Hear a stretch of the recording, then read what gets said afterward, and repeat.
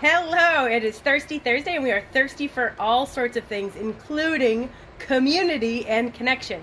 So I'm super stoked. I was at the open house here at Meredith Whole Living tonight, and the fabulous Kelly Chapman, who owns this healthcare, health and wellness center. I just value our friendship and the mentoring and all the fabulous programs and practitioners that she's brought to the area. So I would just like to give a moment for her to share her perspective about both community and connection. Thank you, Emily.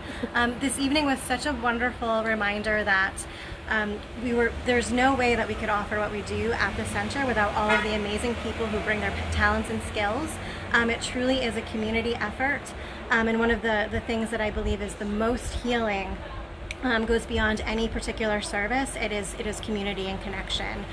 We really truly as human beings are who we are because of each other. So thank you.